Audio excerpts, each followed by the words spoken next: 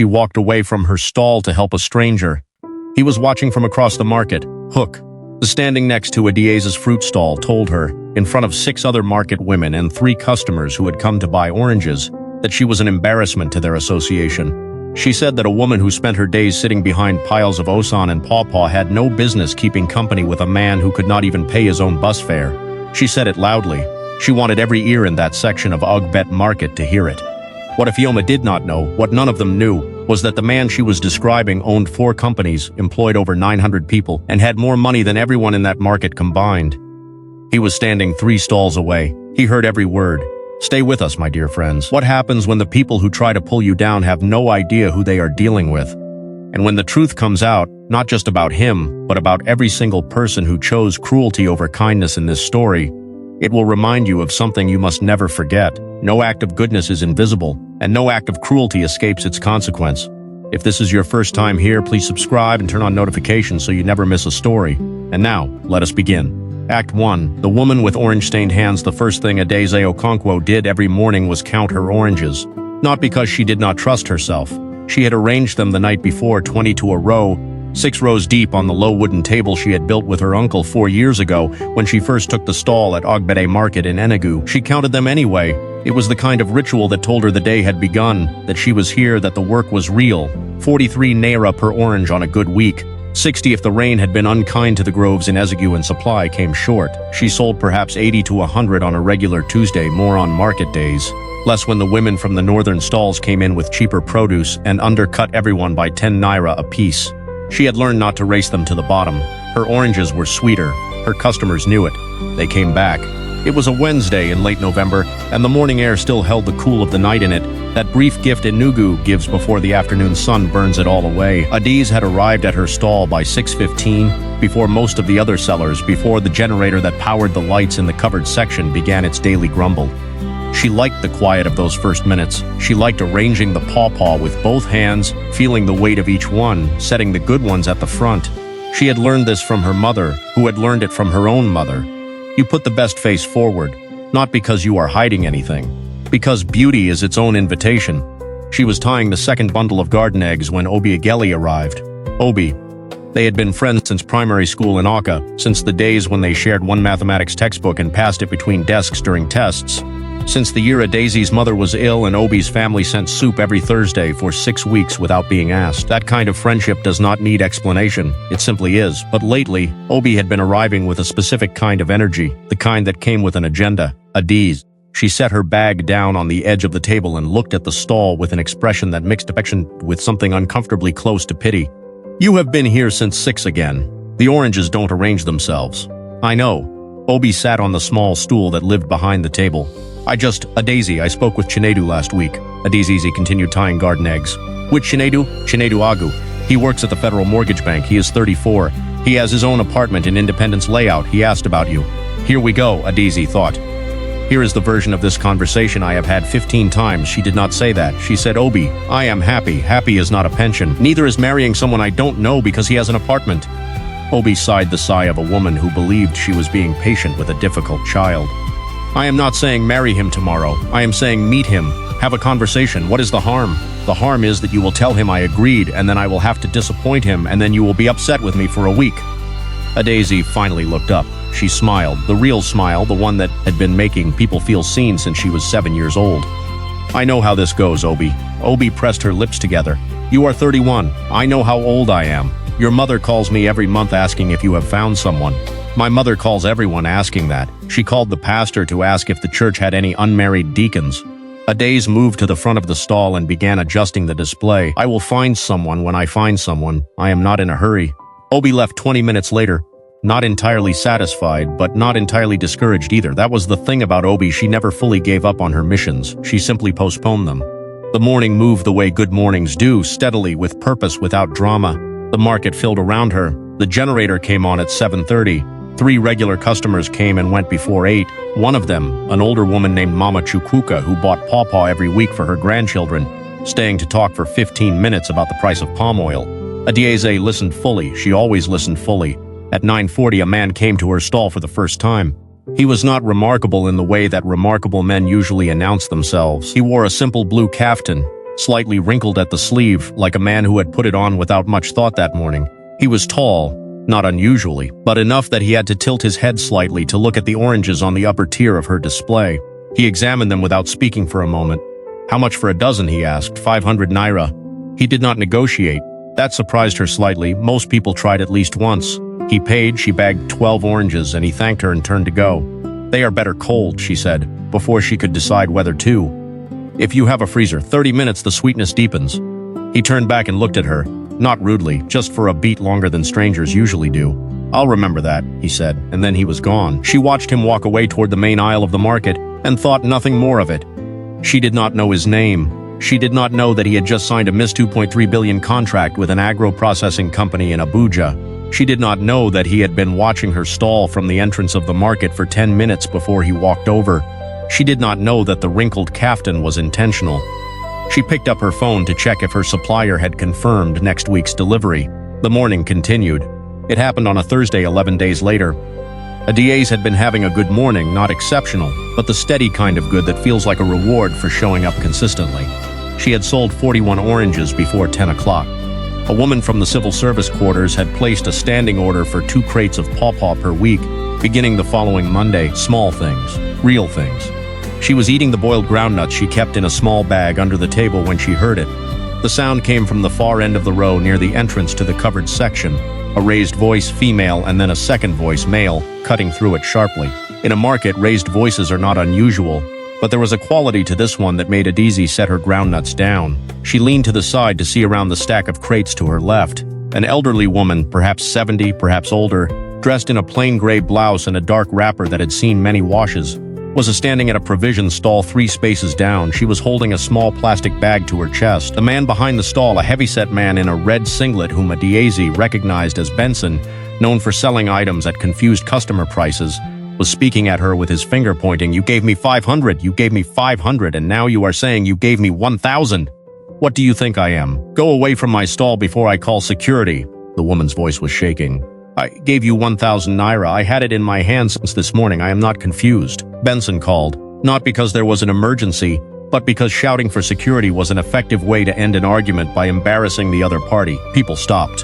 People looked. The old woman's hands tightened on her plastic bag. Adeye was moving before she had decided to move. She did not think, "This is not my business." She did not think, "I have 42 oranges still to sell today." She thought nothing. Her feet simply went, "Benson."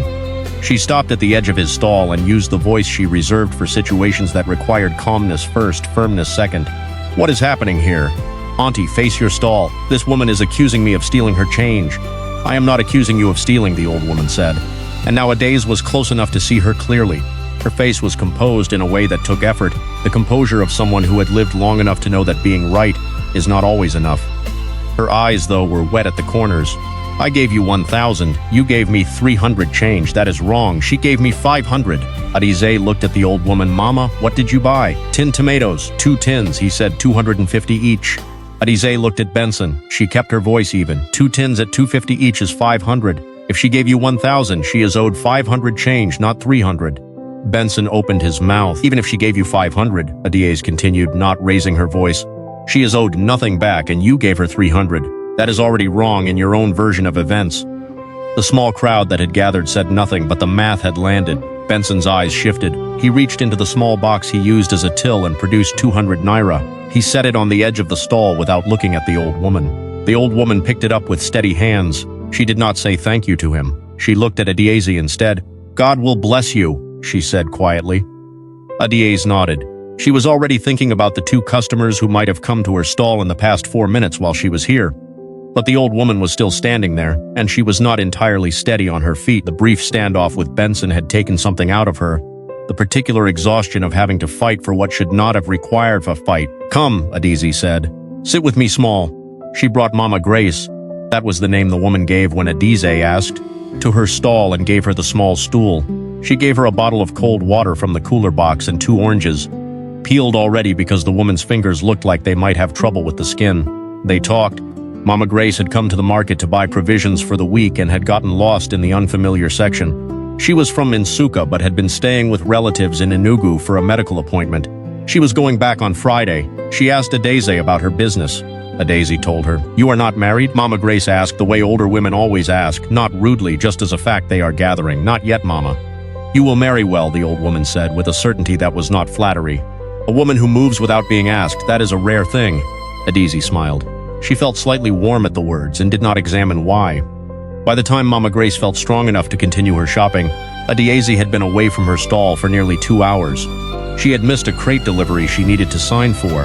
Her supplier had called twice and eventually left the crates with a neighbor, which would cost her an extra arrangement fee. She had missed 4 customers she recognized in the crowd who had walked past without stopping because she was not there. The 2 hours had cost her $8,000 in lost sales and the $500 arrangement fee. She returned to her stall, tallied the damage quietly in her head, and began rearranging what was left of the display. It is what it is, she told herself. She needed the help what Daisy did not see. The man in the blue kaftan, different kaftan today, same wrinkled quality, same quiet shoes, who had been sitting on a bench near the market entrance for the past 90 minutes, reading a newspaper that he had not turned a page of in over an hour. He had watched the whole thing. He had watched her leave her stall without hesitation. He had watched her speak to Benson with calmness instead of anger. He had watched her bring the old woman to her stall, give her water and oranges, sit with her for 2 hours during peak selling time. He had watched her come back to her stall alone without anyone thanking her for the inconvenience, and he had watched her begin working again without complaint. Emeka, he said to himself. Not his name, just a word, a signal he gave himself when something had shifted inside him. He folded the newspaper. He sat for another moment, then he called his mother. She picked up on the second ring. Emeka, Mama. He paused. I think I found someone worth knowing. There was a long silence on the other end. And then his mother said, in Igbo, tell me about her. The man came back to Daisy's stall on Monday, and on Wednesday, and on the Friday after that. Each time he bought something, oranges or a bunch of plantain or garden eggs he probably did not need. Each time he stayed a few minutes longer than the visit required. He asked her questions that were genuinely curious rather than performative. How she had learned to pick right pawpaw by weight alone, whether the market association had fixed the drainage problem near the south entrance, what she thought of the new road construction on Agbani Road. She answered him. She found herself asking him questions too. He said his name was Emeka. He said he worked in agriculture, logistics, distribution, the side of farming that happened after the harvest. He said he was between projects. He said it the way people say things when they have edited the full truth down to something smaller and more manageable. She did not press him. She had not asked for his full biography. She liked that he was interested in things that were not about himself. His name was Chukwemeka Eze, though she did not know that yet. He was 37 years old. He had built his first trading company at 25, moving yam and cassava from the farms of Benue to processors in Lagos and Port Harcourt, and had scaled it into a group of 4 companies over 12 years. He employed 914 people. He owned 2 houses in Enugu, 1 in Abuja, and an apartment in London that he used perhaps 3 weeks a year. He was staying for the duration of this particular chapter of his life in a modest rented room in New Haven, Enugu. Plain furniture, simple kitchen. He had told his personal assistant and his driver to give him 3 weeks without calls unless it was truly urgent. He wore plain clothes. He paid in cash. He had done this before, taken himself out of the frame of his own wealth to see what remained. But he had never done it with someone specific in mind. He was doing it now because of Adeze Okonkwo and 2 hours at a fruit stall. The woman who found out who he was came from an unexpected direction. Ifeoma Okafor was not a bad person in the way that villains in stories are sometimes drawn, all darkness and deliberate malice. She was, anyways, an ordinary woman, hard-working, proud of what she had built, and deeply, unshakably competitive. She ran a fabric shop 2 sections over in the market and had been a member of the Ogbet Market Women's Progressive Association for 8 years, 1 year longer than Adeze. She had noticed Emeka on his 2nd or 3rd visit to Adeze's stall. She had noticed the way he stood, unhurried, with the ease of someone not thinking about time, and something about it had registered as different from the ordinary customers. She had watched for 2 more visits without being obvious about it. On a Tuesday afternoon, while waiting for her own supplier, she had been scrolling through a business news app on her phone when she stopped on a headline, Ease Agro Group secures 23B federal contract for cold chain infrastructure in Southeast. There was a photo, a man in a tailored suit at a press conference, young, confident. The caption, Chukwemeka Eze, CEO, Eze Agro Group. Ifeoma looked at the photo for a long time. She looked at it the way you look at something when your brain is running a comparison it is not yet announced. She zoomed in on the face. She thought about the man who bought oranges on Mondays and Wednesdays. She thought about the way he stood. She saved the article. She did not go to A to Z. That was not her first move. She went to Emeka directly on a Thursday afternoon at a moment she had calculated carefully, when Adaeze had gone to the bathroom and the stall was temporarily unattended. "Good afternoon," she said, appearing at his side as he examined a pawpaw. Her tone was friendly, warm even, the tone of someone with no agenda. "Are you not Emeka? Chukwuemeka Eze?" He looked at her. His expression did not change. "Good afternoon. I am Ifeoma. I have a shop in the fabric section. I saw your picture in the newspaper. The federal contract. Congratulations." A silence. Then, "Thank you. You buy a lot of fruit from Adaeze," Ifeoma said, and now the warmth had a thread of something else running through it. "She is a good seller, very hard-working." A pause. "Of course, I don't know if you know. She is looking for a husband. She has been for some time. Her mother is quite worried." Another pause. "I only mention it because you seem like a man who should know who he is dealing with." Emeka set the pawpaw down. He looked at Ifeoma the way a man looks at a thing he has already categorized. "I appreciate the information," he said. His voice was flat, polite, final. Ifeoma understood she had been dismissed. She had the good sense not to push. She smiled, said something light and meaningless, and walked back toward her section of the market. "He is not interested," she told herself on the way back, which means she will not benefit, which means I have nothing to worry about from Adaeze Okonkwo. But something had taken root in her.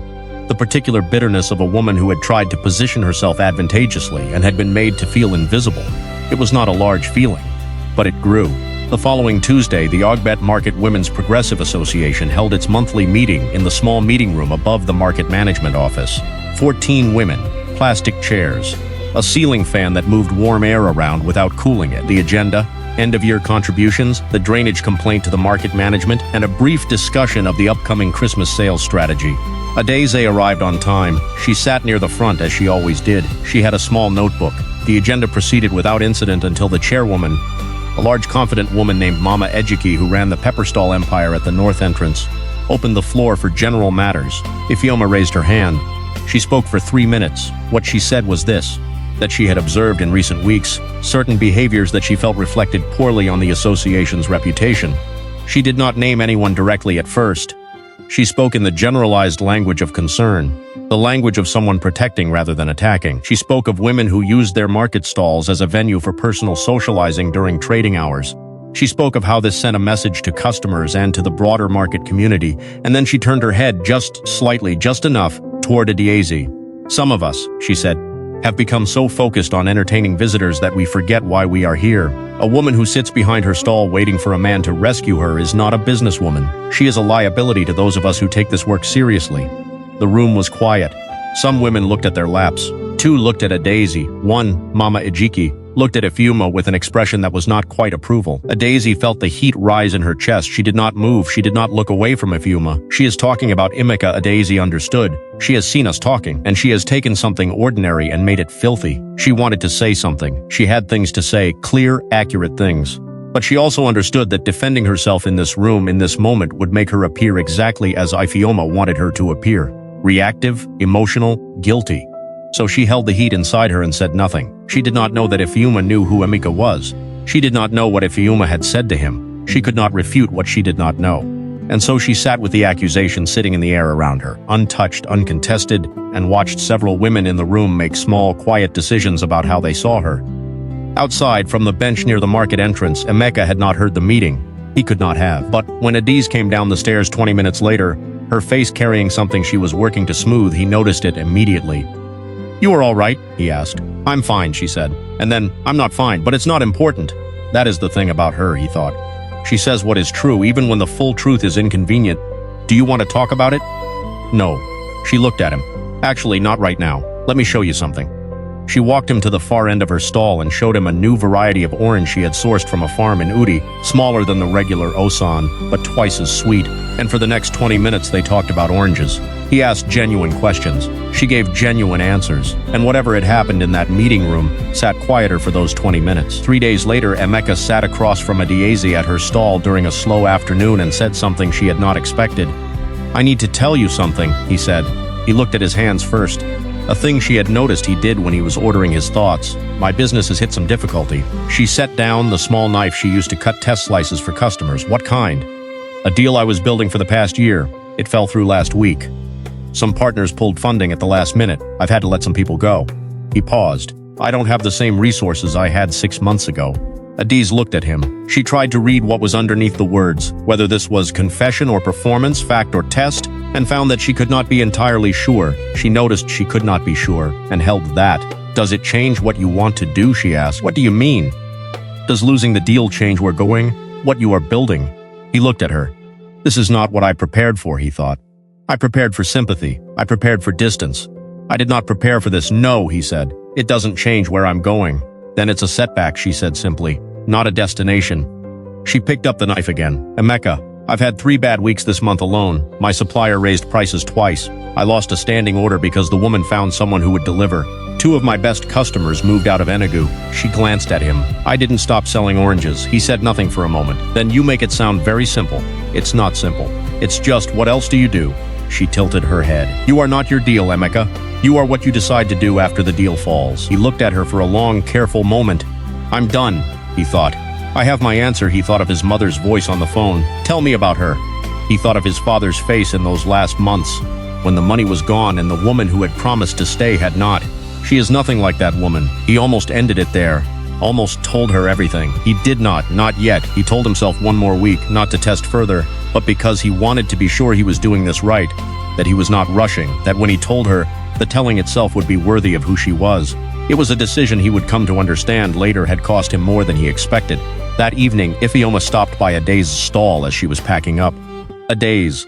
She stood with her hands clasped, the posture of false consideration. "I just want to say the things I said at the meeting. I was speaking generally. I hope you didn't take it personally."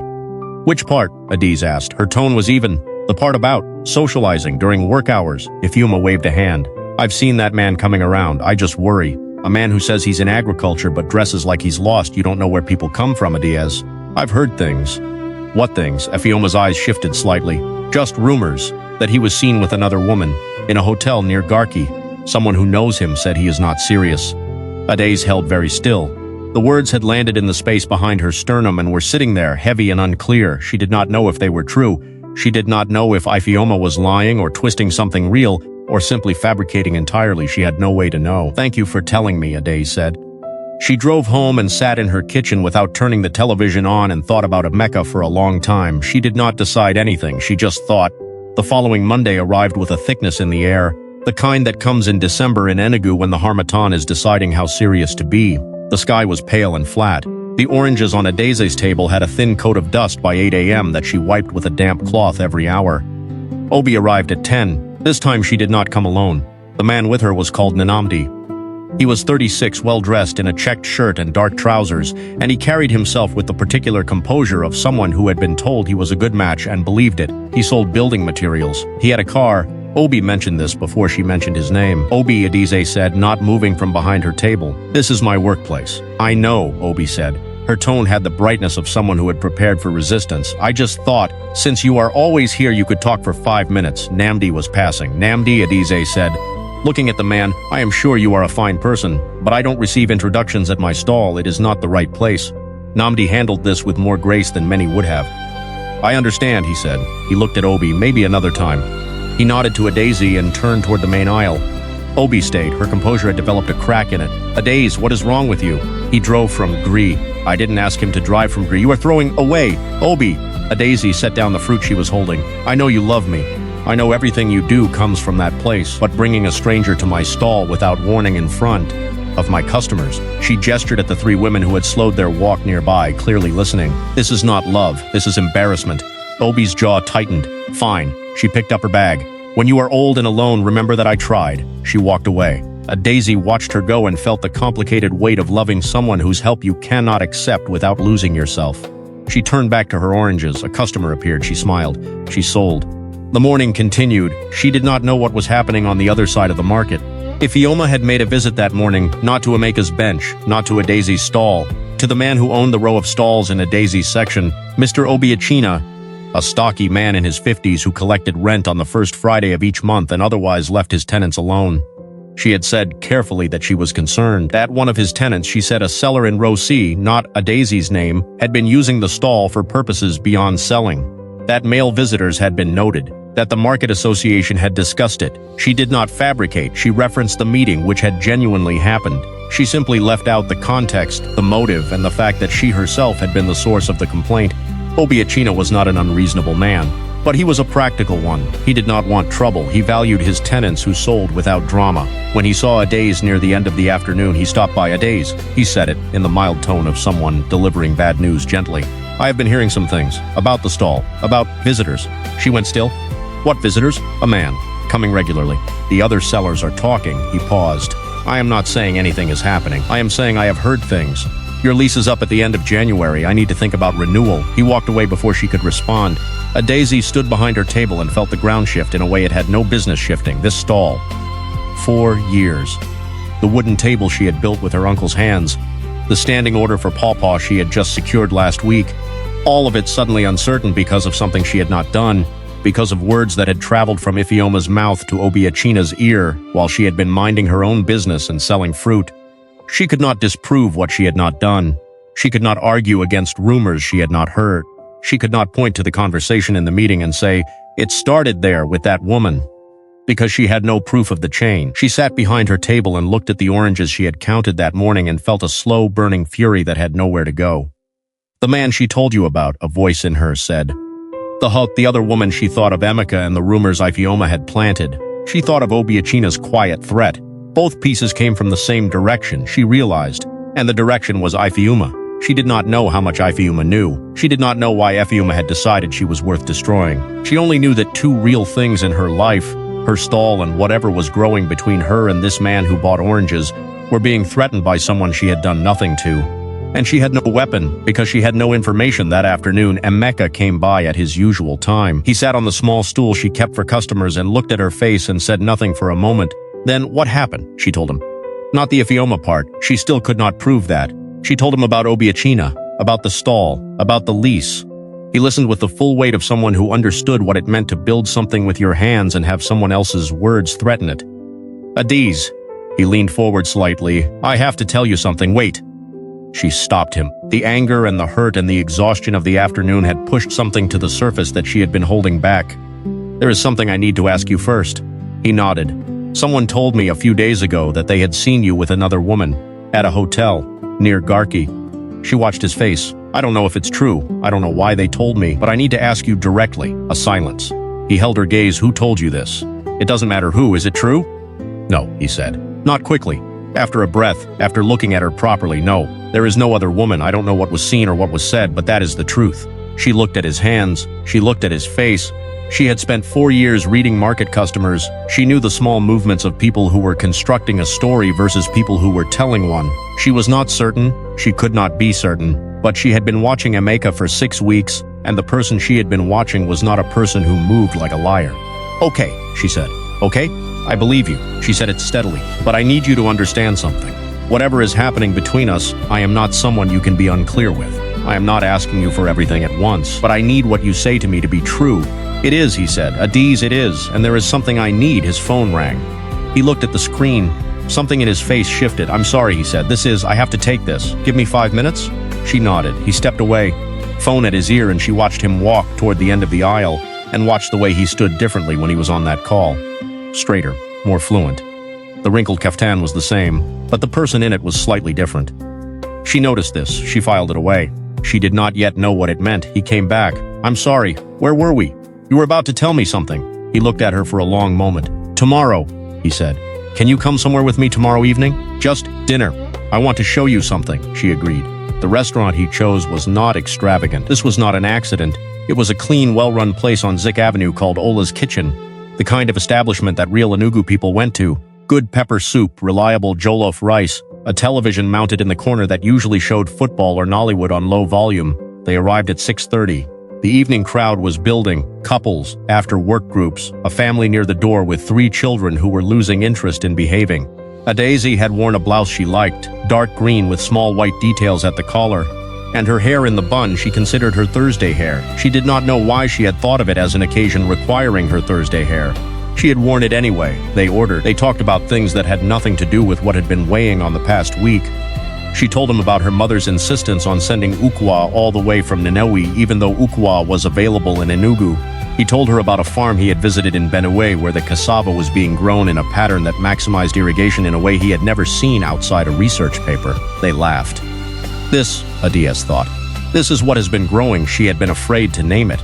She had been building the feeling into a shape without giving it a label, because labels meant expectations, and expectations meant disappointment was possible. But sitting across from him now, watching him talk about cassava irrigation with genuine enthusiasm, she let herself understand what she had been trying not to. I like this man very much. The sound came from the television. Not loud, not jarring, just a change in tone from the background noise of a Nollywood film to the distinct register of a news broadcast. Adiez, her hair it the way you hear a car horn 2 streets over. Present, registered, filed. She was still looking at Emeka. But then the newsreader said a name, Eze Agro Group CEO Chukwuemeka Eze, who spoke at today's Federal Ministry of Agriculture briefing in Abuja. She heard the name. She processed it. She looked at the television. On the screen was a man in a dark suit at a podium. He was well-groomed. He was confident. He was speaking with the fluency of someone who had done this many times. The caption at the bottom of the screen read, Chukwuemeka Eze, CEO Ezigro Group. The face on the screen was the face of the man sitting across from her. Adizi looked at the television. She looked at the man. She looked at the television again. The room continued around her, the children near the door, the couple behind them laughing at something, and all of it went slightly distant, as if someone had turned the volume of the world down by half. Had gone very still. He was not looking at the television, he was looking at her, and his face, she read it the way she read everything, the way she had always read things, with the full attention of a woman who had been paying careful attention all her life. His face was not performing, it was not calculating the next move. It was waiting. Honestly waiting, with the quiet fear of someone who has been carrying something heavy and is now watching it land. The room came back. Adiez looked at him. She held the silence for what felt like a very long time but was probably 12 seconds. Then she said, "You have been sitting on that stool behind my table." Her voice was level, not a question. "Yes," he said. "You bought oranges you did not need, yes. You asked me about my supplier and my customers and my lease, and you already knew what all of those things were worth." "I didn't know about your lease," he said quietly. "I didn't know about Obiachina, that part was real, I wasn't." "Adiez, I don't." She said it gently but with a weight behind it that stopped him. "Not here, not like this." She stood up, she picked up her bag. She was not shaking, she noticed this, the steadiness of her own hands, and was grateful for it, and also slightly surprised. She looked at him one more time. "You had all of this, and you sat in my market buying oranges and watching me like I was. What? An experiment?" She did not wait for the answer, she walked to the door. She was outside and halfway down Zik Avenue before the tears came. Not the dramatic kind, not the falling down kind, just the quiet kind that a person cries when they find that something they were beginning to trust has a shape they did not expect. She did not go back to get her half-eaten jollof rice. In the corner of the restaurant, Ifeoma sat at a table near the back with a cousin who had invited her for dinner. She had arrived 20 minutes after Adiez and Emeka by coincidence, genuine coincidence, because the universe occasionally has a sense of composition. She had recognized both of them when they sat down. She had watched, she had seen Adiez's face when the news came on. She had seen her stand and leave. She had expected to feel something like satisfaction. Instead, what came was something muddier, the particular discomfort of getting what you wanted and finding the taste of it thin. She picked up her fork. She did not look at the television again. No one from the restaurant came to congratulate her. No one acknowledged her. The evening went on entirely without her participation. He found a quiet corner of the restaurant, a small table near the back that a waiter cleared for him without being asked. He did not move for 11 minutes. Then he called his mother. "She found out," he said. A pause on the other end. His mother's voice came carefully. "How? The news, a broadcast, we were at dinner." Another pause. Then, how did she respond? He thought of Adiez's hands steady on the table. He thought of those 12 seconds of silence. He thought of what she had said. Not "who are you" or "how could you," but "you sat on that stool," as if the stool was the transgression, as if the intimacy of the ordinary was the thing that had been violated. "She walked out," he said. "She was Mama. She was not hysterical. She was not shouting. She said, you sat on that stool behind my table." That's what she said. His mother was quiet for a moment. When she spoke, her voice was different, softer. "Emeka, the stall, the stool. To a woman like that, that is where she is real. That is her real place. And you were there under false pretenses. I know. Do you understand what that means to her? I'm beginning to. Go to her. Not tonight. Give her tonight. But go to her and tell her everything. Not the parts that make you look careful and reasonable, but all of it. Your father. What you saw happen. Why you are afraid." She paused. "And Emeka, listen to her anger. Don't try to manage it. Just listen." He stayed in the restaurant for another hour. He paid for their uneaten food. He left a generous tip. He came to the market 2 mornings later. Not to her stall, he knew better than to appear at her stall. He sent a message first. I would like to see you, not to explain or defend. Just to be honest with you properly, if you'll allow it. Tell me where, she replied after 2 hours. Come to the market at 6 before the stalls open. I'll be there. He came at 5:50. She was already at her stall, the same as always, counting her oranges. There was a small office, more of a storage room with a table, that the market management used for meetings, which Mama Ejiki had a key to and which she allowed sellers to use for private conversations when needed. Mama Ejiki gave Adaze the key without asking why. They sat across from each other, no oranges on the table, no stall between them. He told her everything. He told her about his father. A good man, a man who had built something real. A man who had lost it all in a bad partnership in 2004. He told her how his mother had left. Not with cruelty. She had not thrown anything or said terrible words. She had simply stopped being there gradually, incrementally, until the day she was simply gone. He told her how his father had died 2 years later in the house of a neighbor because he had no one to notice that he was unwell. I built what I built, he said, and I told myself the first thing I would do before I brought anyone into my life was understand who they were without the money. Because I have watched what money does to people's vision. I have watched it change what they see when they look at you. He looked at his hands. I met someone 6 years ago, a woman I thought I could trust. When I was testing a new branch, deliberately low profile, she left within 3 weeks. Found a man with a better-looking portfolio. Adiz said nothing. She was listening. When I saw you with that old woman in the market, giving her your afternoon, your sales, your stool, your water, I thought, here is someone who doesn't calibrate. She just acts. He paused. I wanted to know if that was real. I still did it wrong. I know that. You could have told me the truth, Adaze said. Yes, from the beginning. I am this person, and I have these fears, and I want to know who you are outside of that context. I would have understood that. I know. Instead, you sat on my stool and let me think you were something you weren't, and I was. She stopped. Something moved through her face. I was beginning to trust you, Emeka. That was real, and you were watching it like it was evidence. The word evidence landed between them and sat there. He did not argue with it. You're right, he said. I treated your trust like data. That was wrong. A silence. The old woman, Adaze said then. Mama Grace. He looked at her. She is your mother, Adaze said. Not a question. He nodded once. The silence after this was longer. Adaze looked at the table. She thought of the old woman's composed face. She thought of what Mama Grace had said. A woman who moves without being asked. That is a rare thing. She thought of how she had felt warm at the words without knowing why. She understood now why. She came before I did, Emeka said. To see you herself, to form her own opinion. And what was her opinion? She said you were genuine. She said she had not met someone like you in a long time. She said she would be proud if you were. He stopped. Adaze looked at him. Her eyes were clear, not cold but not open yet either. The door that had been beginning to open was still there. She could feel it, but she was not yet walking through it.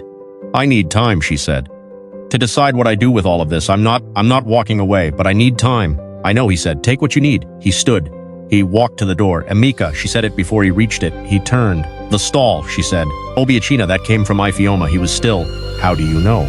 Because she was the one who planted the doubt about you too. The hotel, the other woman. It all came from her. She looked at him steadily. I don't know how much she knows about who you are, but she knows something. He looked at her for a long moment. Then, thank you for telling me. He left. Obi came to the stall the next day. She had not called first. That was unusual. She arrived and stood there with the look of someone who had been running a conversation in their head all night and had finally decided to show up for it in person. I heard, she said. Heard what? About the man. Who he is. There is a video. She held out her phone, the business news clip. Emeka at the podium. Adaze. The man buying oranges at your stall is. I know who he is. Obi lowered her phone. She looked at her friend, really looked the way she had not looked in months, maybe years.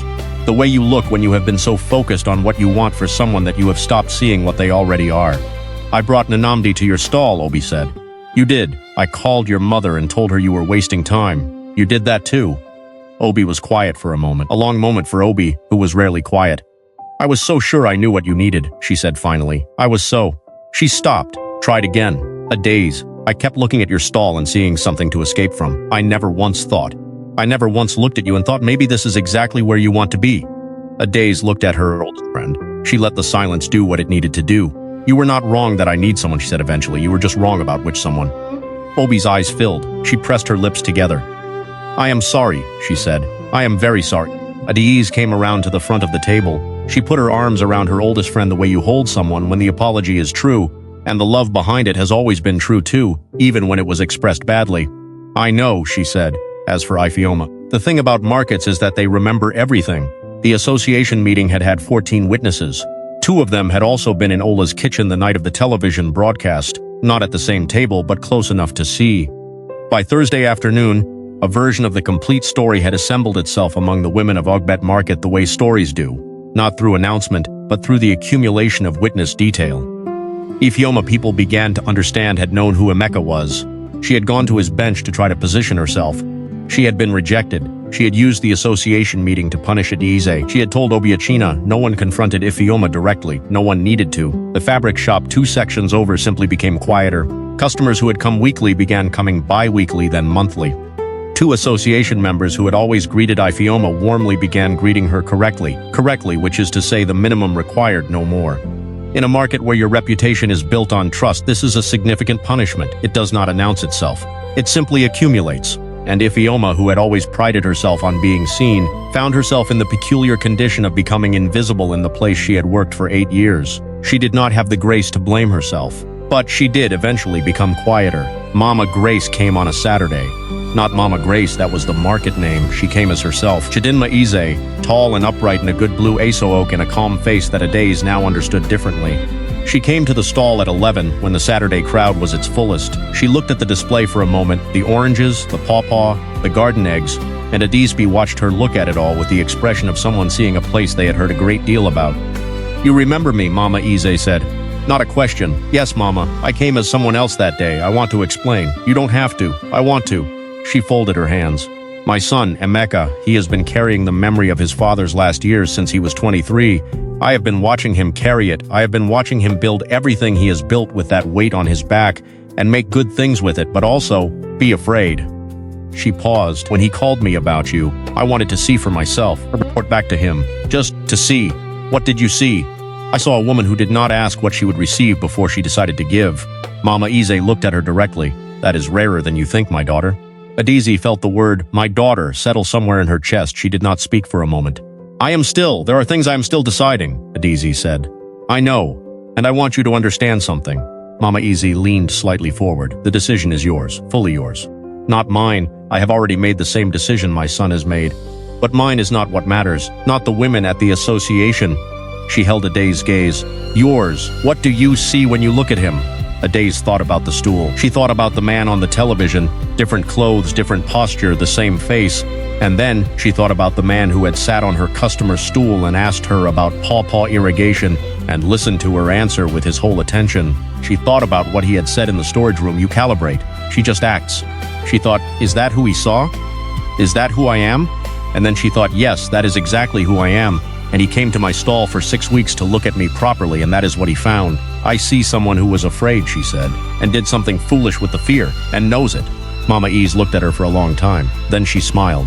The real smile, unhurried. "That is enough," she said. "That is more than enough." He came on a Tuesday morning, before the market opened.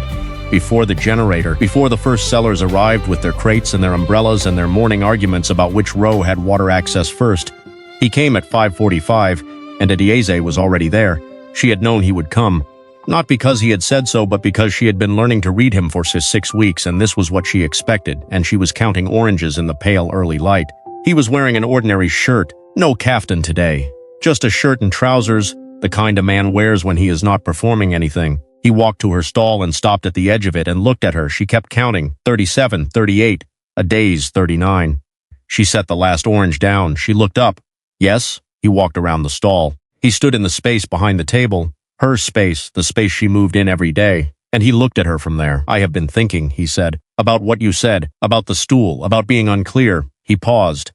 "And I think the way I was unclear with you was the most honest thing I have ever done. Because every time I was with you and not telling you the full truth, I was also the most real version of myself I have been in 10 years. And that's a strange thing to say, but it's true."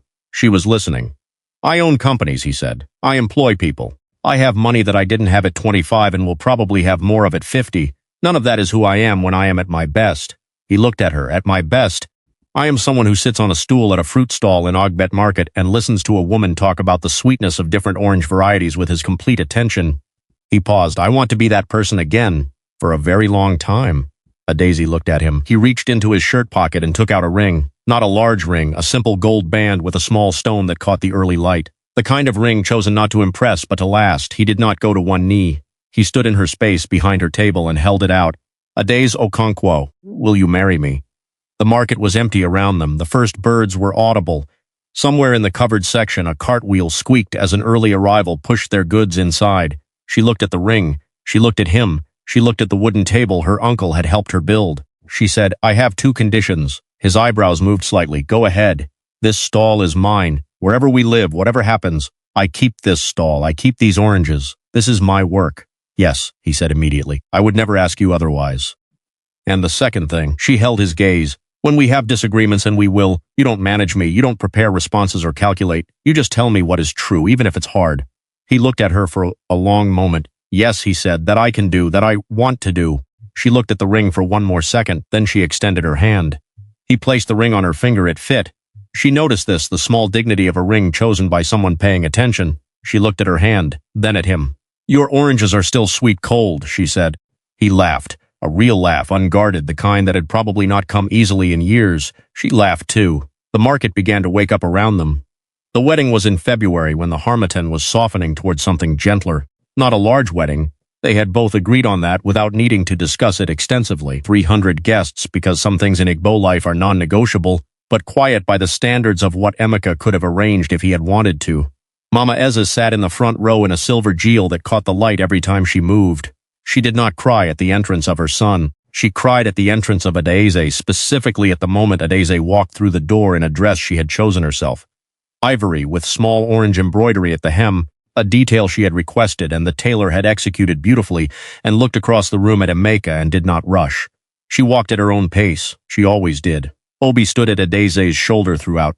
She had been the one to help tie the jewel that morning. She had not given advice. She had simply shown up early and been useful with her hands, and let that be the apology the morning did not have room for in words. Namdi, the man from Independence Layout who had driven from Garay, attended with a woman he had been seeing since October. He seemed happy. He sent a card that said, Congratulations, in neat handwriting. Adaeze appreciated this. The stall at Ogbet Market reopened on the Thursday after the wedding. Adaeze arrived at 6:15. She counted her oranges, 42 a row, 6 rows deep. She set the best pawpaw at the front. She wiped the table with the cloth that had been her mother's. On the table next to the scale was a small framed photograph, the kind you take on a phone and print afterward, nothing expensive.